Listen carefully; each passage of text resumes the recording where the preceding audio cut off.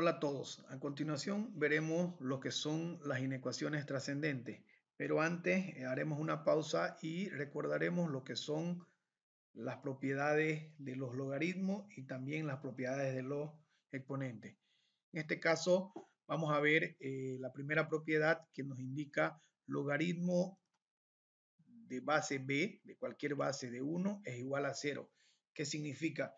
Que si yo pido logaritmo en base 2 de 1, va a ser 0. Logaritmo en base 8 de 1 va a ser 0. Si no le pongo la base y simplemente digo logaritmo de 1, me estoy refiriendo a logaritmo de en base 10, que no se lo anota, de 1, y de igual manera el logaritmo de cualquier base va a ser igual a 0. Luego tenemos otra propiedad que el logaritmo de base b de x por y va a ser, lo puedo ampliar a la suma de los logaritmos. Entonces aquí multiplicando x por y lo puedo poner por separado como suma de logaritmos. De igual manera la división entre x y y de un logaritmo de base b lo voy a poner como resta de logaritmo en base b de x menos logaritmo en base b de y.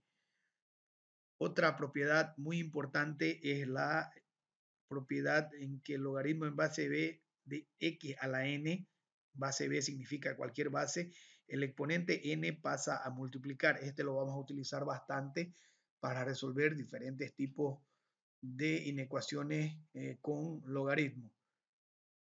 Otra y también muy importante propiedad es el cambio de base de un logaritmo. Si tenemos logaritmo de base a de x dividido entre el logaritmo también de base a de la misma base de b, lo ponemos como, le hacemos el cambio de base. El denominador, la b, pasa a ser la base y multiplicado por x. Imagínense que tengamos un ejemplo. Logaritmo en base 2 de x sobre logaritmo en base 2 de b. Entonces, automáticamente ya no vamos a tener la base 2 y la base va a ser la letra b y el número el x. Entonces, este es bastante importante. En el ejemplo de inecuaciones que tenemos a continuación, vamos a utilizar esta propiedad como también esta otra, la del exponente. Luego tenemos los antilogaritmos. Si queremos calcular antilogaritmo de u va a ser cualquier número, esto es igual a 10 a la u. 10 ¿por qué? Porque no le estamos indicando la base y por defecto la base viene a ser 10. Por ejemplo, si queremos encontrar antilogaritmo en base 2 de u, ¿qué me va a hacer? 2 a la u. Si queremos encontrar antilogaritmo de base 4 de u, va a ser 4 a la u. ¿Cómo calculamos los logaritmos? Aquí tenemos ejemplos. Supongamos que queremos encontrar logaritmo en base 3 de 81. No conozcamos la respuesta. Entonces, ¿cómo calculamos logaritmo en base 3 de 81? Tenemos que encontrar un número que en la base, 3 en este caso, elevado a ese número de 81. En este caso, si ponemos 3 a la cuarta, multiplicamos 4 veces 3, 3 por 3, 9, 3 por 3, 27, por 3, encontramos 81. Entonces, efectivamente, el logaritmo en base 3 de 81 es igual a 4. Por ejemplo, que queramos encontrar logaritmo en base 2 de 256. Entonces, tenemos que encontrar un número que 2 elevado a ese número me dé 256. La base elevado al número que estamos buscando nos dé el valor. Entonces, 2 a la 8 es efectivamente 256. Si queremos encontrar logaritmo en base 4 de 16, sabemos que 4 al cuadrado es igual a 16. Entonces, el número que estamos buscando es 2. Estas propiedades son muy importantes al momento de resolver inecuaciones trascendentes, tanto exponenciales como logarítmicas. También no nos olvidemos de lo que son las propiedades de los exponentes. Fíjense, cuando tenemos multiplicando dos expresiones exponenciales con las mismas bases, en este caso la base a, los exponentes se suman. A a la m por a a la n es igual a la m más n. De igual manera, cuando lo tenemos de esta manera, la expresión exponencial, los exponentes se multiplican y así sucesivamente tenemos 8 propiedades que nos van a ayudar al momento de resolver problemas de inecuaciones exponenciales. Aquí tenemos un ejemplo que es bastante, parece complicado, más no es, fíjense, si yo quiero multiplicar 4 exponente 2 a la x por 8 a la x menos 3. Lo que tengo que hacer, no olvidarme de ponerlo en la misma base para poder utilizar las propiedades de los exponentes. Yo sé que 4 es 2 a la 2, pero como también el 2 está, el 4 en este caso está como con 2 a la x como exponente, lo pongo 2 a la 2 por 2 a la x. Y el 8 yo sé que es 2 al cubo, 2 a la 3 por x menos 3, que es el valor que tenía, fíjense. Entonces, vuelvo a repetir, este 2 a la 2 se me vuelve, en vez de poner 4, lo pongo 2 a la 2, y este 2 al cubo, en vez de poner este 8, lo pongo 2 al cubo. Ahora, lo único que tengo que hacer arriba es ir multiplicando. 2 por 2x, 4x. 2 por x, 3, perdón, por x, 3x. 3 por menos 3, menos 9. Luego utilizo la propiedad número 1 de los exponentes. Si tengo la misma base y estoy multiplicando, entonces los exponentes se suman. Sumo 4x más 3x menos 9. Entonces estoy sumando la parte de arriba y así hago la operación de 4x más 3x. Tengo 2 elevado a la 7x menos 9. Fíjense que de esta expresión ya la simplifiqué a esta. Es así que voy utilizando las propiedades de los exponentes. No nos olvidemos que esta también es bastante importante porque el que está afuera de paréntesis, este exponente viene a multiplicar a lo que está adentro del paréntesis. Luego de recordar ciertas propiedades, entramos ya a lo que son las inecuaciones trascendentes. Vamos a ver ejemplos tanto exponenciales como inecuaciones logarítmicas. Aquí tenemos un ejemplo bastante sencillo de una inecuación exponencial. Nos fijamos que tenemos 2 exponente x menor o igual que 8. ¿Cómo se resuelven este tipo de ejercicio? Vamos a utilizar lo que son los logaritmos. Entonces, sabemos que es una inecuación exponencial y lo que vamos a hacer es adicionar logaritmo a ambos lados. ¿Para qué? Para que utilizando las propiedades de los logaritmos podamos ir despejando x. En este caso, utilizamos la propiedad, ¿se acuerdan? La que el exponente pasa a multiplicar al logaritmo. Entonces, esta x pasa a multiplicar afuera del logaritmo y lo tenemos de esta manera. Ahora ya la tenemos la x afuera del logaritmo, lo que vamos a realizar ahora es ir despejando la x. Como el logaritmo de base 2 está multiplicando a la x, pasa a dividir al otro lado. Lo tengo de esta manera. Fíjense que también hay otra propiedad de los logaritmos que se llama cambio de base, que la vimos en la anterior diapositiva. Logaritmo no me dice la base, entonces por defecto es de base 10 de 8. Logaritmo tampoco me dice la base, por defecto es base 10 de 2. Entonces tenemos dividiendo dos logaritmos con la misma base. Al utilizar la propiedad de cambio de base, voy a tenerlo de esta manera. El denominador, el valor del denominador pasa a ser la base y el número se mantiene arriba. Entonces, lo que tengo es logaritmo en base 2 de 8. Y como ya aprendimos a calcular cómo calculamos el logaritmo de un número, es elevando la base por un número que elevado a esa base me va a dar el valor que queremos encontrar. Entonces, 2 elevado al cubo me va a dar el 8. Entonces, el logaritmo en base 2 de 8 es igual a 3. Entonces ya tenemos el resultado de nuestra inecuación. Lo que nos queda es simplemente poner el conjunto solución. El conjunto solución lo tenemos aquí de manera gráfica. X menor o igual a 3 significa cerrado en 3, aquí hay que cerrarlo, que va hasta menos infinito, o en notación de conjunto le decimos x mayor, que está aquí abierto, mayor a menos infinito, y es menor o igual que 3. Si quisiéramos ponerlo como notación de intervalo, ¿cómo sería? Sería abierto en menos infinito, coma 3 cerrado, o cerrado en 3, como quisieran llamarlo. Aquí les dejo algunos ejemplos para que ustedes puedan resolver en sus cuadernos con sus respectivas soluciones. Ahora entramos al punto 9, que son inecuaciones en valor absoluto.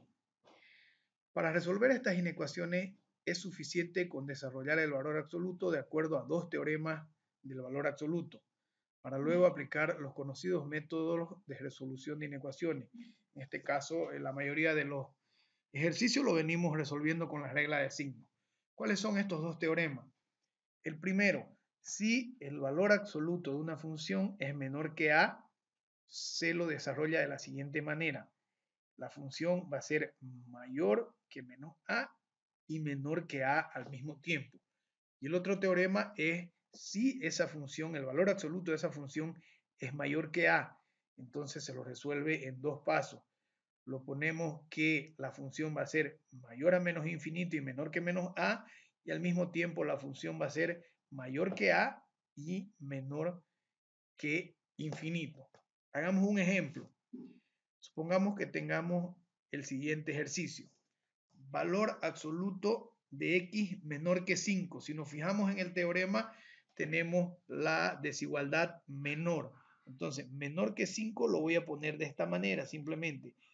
P de x para mí es x simplemente, entonces le digo x lo saco el valor absoluto, va a ser mayor que menos 5, 5 era la a, ahora x mayor que menos 5, pero al mismo tiempo x menor que 5. Si lo pongo en notación gráfica, lo tengo de esta manera, abierto en menos 5 y al mismo tiempo abierto en 5. Todo lo que está entre menos 5 y 5 forman parte de la solución de este ejercicio. Otro ejemplo, ahora con el teorema 2, donde nos dice que es mayor. En este caso lo tenemos que separar en dos respuestas y luego unirlas. La intersección viene a ser la respuesta del ejercicio total. Lo pongo de esa manera, fíjense. X mayor a menos infinito y al mismo tiempo x menor que menos 3.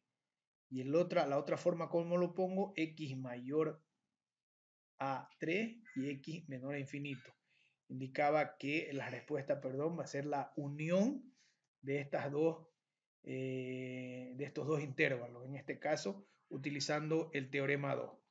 Entonces vayamos a ejercicios un poco más complicados. Fíjense, tenemos el ejercicio 3, el ejercicio 4 y lo que vamos a resolver es el ejercicio 5.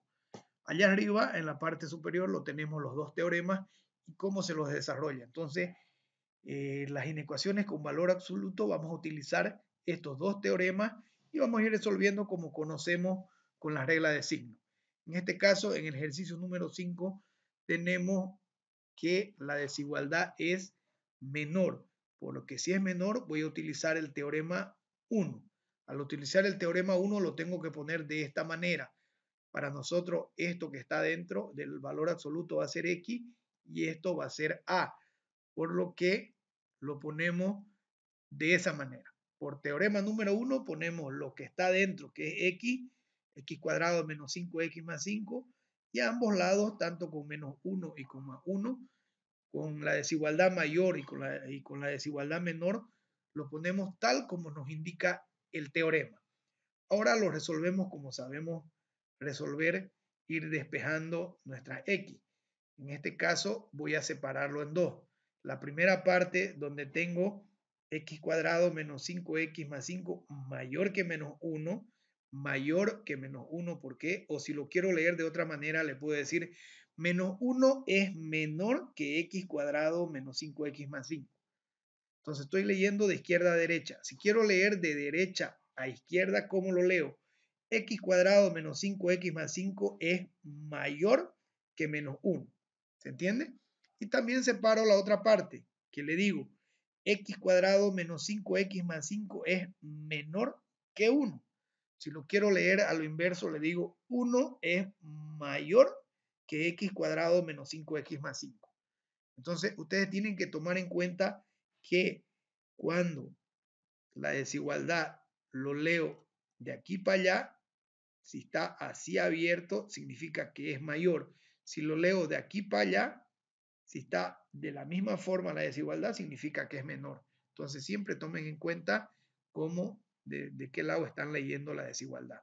Entonces, voy a resolver por separado estas inecuaciones. Fíjense que el menos 1 simplemente lo pasé al otro lado acá con más 1 y lo sumé al 5, me va a dar más 6. Y lo único que hice fue acomodar la inecuación. Fíjense que estaba de este lado y el signo estaba mayor. Significa que esta función es mayor que lo que está al lado izquierdo. Lo único que hice fue invertirlo. Lo traje esto al lado derecho y sigo manteniendo la desigualdad abierta, que significa que es mayor. El menos 1 pasó con más 1 a sumar al 5, por eso me dio 6. Entonces sigo haciendo la operación. Aquí en este caso tengo que factorizar, encontrar dos números que multiplicados me den más 6 y sumados me den menos 5. En este caso encuentro menos 3 y menos 2. Lo pinto en mis índices en la recta real, reemplazo por un valor, en este caso 0, que se encuentra en este primer intervalo. Me dice que es verdadero, por lo que este intervalo es verdadero, este es falso y este es verdadero. Ya tengo mis primeros intervalos solución. Voy a la segunda parte de mi ejercicio, porque lo he separado para poder encontrar el resultado final. Bueno, aquí tienen en la parte gráfica de mi primera solución, estos dos intervalos. Tanto el verdadero que va desde 2 hasta menos infinito y el otro que va desde 3 hasta más infinito. Resuelvo la otra parte de mi ejercicio. Este 1 que está con positivo pasa a restar, entonces el 5 se vuelve 5 menos 1, 4. Entonces factorizo, encuentro dos números que multiplicado me den 4 y sumado me den menos 5. Fíjense que encontré esto porque menos 4 por menos 1 me da más 4 y menos 4 más menos 1 me da menos 5. Pinto mis rectas los dos índices, reemplazo por el 0 que se encuentra en este intervalo, encuentro que ese es falso, el del medio es verdadero y el tercero es falso, por lo que aquí tengo mi conjunto solución de mi segunda inecuación, del cual la separé. Para obtener el conjunto solución final, lo que tengo que hacer es la intersección de estas dos soluciones. Fíjense que lo único que hago es verificar que los números, la solución, se encuentren en los dos conjuntos. En este caso, desde el 2 hasta el 1, abierto en ambos casos, se encuentran en las dos soluciones. Es la intersección. Por eso del 2 hasta el 1 viene a ser parte de mi solución. Si se fijan, si yo pongo una línea, voy a poner una línea azul aquí para arriba. Bueno, no está el 1 aquí, pero debería estar aquí en el 1. Entonces, este de aquí forma parte de mi solución, que es esto. Luego, si pongo una línea para acá, entonces desde aquí hasta aquí es la otra intersección. Significa que este otro es mi conjunto, forma parte de mi conjunto solución. Y ese viene a ser mi conjunto solución para esa inecuación. Ahora, si quiero tenerlo como notación de intervalo, que le digo abierto en 1, abierto en 2, unión abierto en 3, abierto en 4, o también como notación de conjunto le podría decir para todo x que pertenece a los reales, x es mayor que 1 y menor que 2 y x es mayor que 3 y menor que 4, tal como se muestra aquí en mi conjunto solución, tanto gráfico como en las dos notaciones que ya conocemos. Entonces, fíjense que este es un ejemplo donde utilizamos el teorema 1, los hemos separado para poder encontrar dos soluciones y luego hicimos la intersección para encontrar la solución final. Ahora tenemos otro ejemplo utilizando el teorema 2. Fíjense que el teorema 2 es cuando la desigualdad es mayor, cuando la función es mayor a un cierto a. En este caso, a para nosotros es 4. ¿Qué nos dice el teorema? Que lo tenemos que sí o sí separar en dos partes. Dos partes como tal nos los muestra el teorema. Entonces, lo separamos. La primera parte la vamos a tener la función, que va a ser menor a menos 4 y al mismo tiempo mayor a menos infinito. Y la otra función que va a ser mayor a 4 y al mismo tiempo menor que infinito. En este caso ya no es necesario, vamos a resolver la primera, ya no es necesario tomarlo en cuenta el menos infinito, porque al decirle que esta función es menor que 4, significa que desde 4 va a ir hasta menos infinito. Si aquí ponemos el 4, va a ir hasta menos infinito. Se supone que todos los números que estén aquí son mayores a menos infinito. Entonces lo resolvemos sin tomar en cuenta ya el menos infinito. Simplemente lo ponemos de esta manera. Fíjense, solamente no lo pinté el menos infinito. El resto lo tengo igual. ¿Ya? Y comienzo a resolver. En este caso yo ya tengo ordenado a 0. Lo único que tengo que hacer es buscar dos números que multiplicado den más 24 y sumado den menos 10.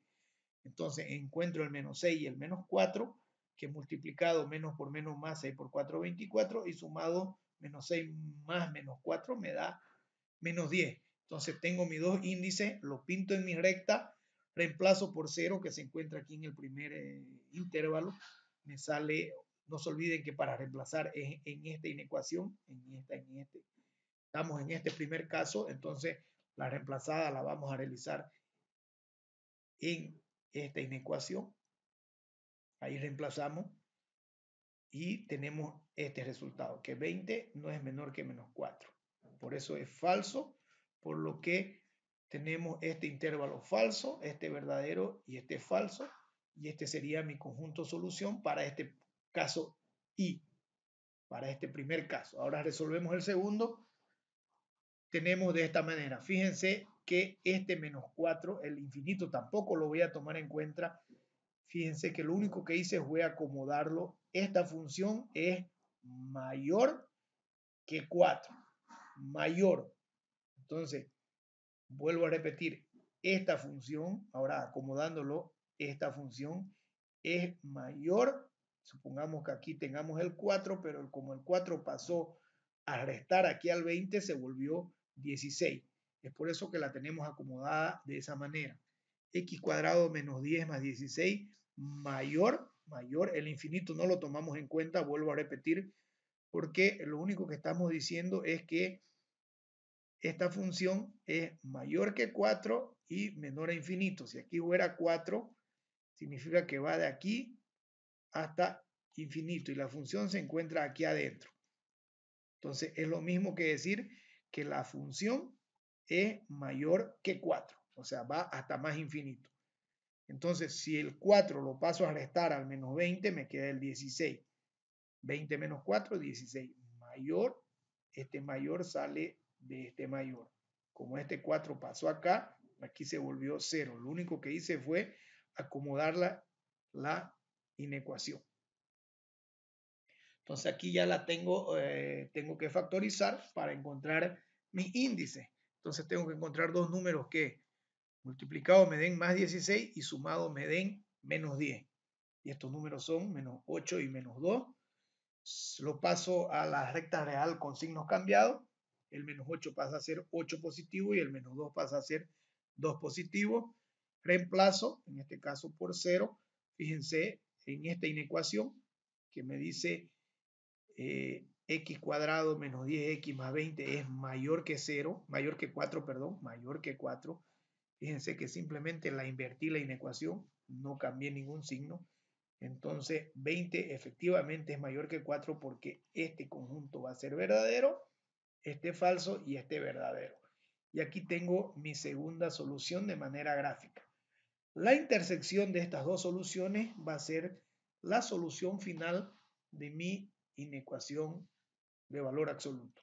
Entonces, fíjense, la unión, perdón, cuando es, tomen en cuenta esto es importante. Cuando estamos en el primer teorema, cuando es menor el valor absoluto, hacemos la intersección porque nosotros somos los que separamos las inecuaciones para tener el resultado más fácil. En cambio, cuando utilizamos el teorema 2, cuando es mayor, automáticamente es el teorema el que nos la separa la inecuación, no nosotros. El teorema ya nos lo separa en dos, porque al dar la solución lo que tenemos que hacer es la unión. La unión de estos dos resultados va a ser la solución. ¿Ya? Entonces eso tomar en cuenta. Con el teorema 1, en el ejercicio anterior, hacíamos la intersección porque nosotros lo separábamos para obtener el resultado más fácilmente. En este caso es la unión de las dos intersecciones, no de las intersecciones, la unión de los dos resultados y fíjense, uniendo esos dos resultados, esta sería la gráfica de mi solución por lo que tendría tres intervalos como conjunto solución, que sería x mayor a menos infinito, x menor que 2, o simplemente yo, si quisiera anotarlo, pudiera poner x menor que 2, o obviando esta parte de aquí, igual es el mismo resultado. Luego tenemos x mayor que 4 y al mismo tiempo menor que 6, que viene a formar este intervalo. Y luego tenemos x mayor que 8 y menor que infinito, que también lo podríamos poner como x mayor que 8 y se estuviera refiriendo también al mismo intervalo. De las tres maneras, o como nosotros lo pongamos, está de manera correcta.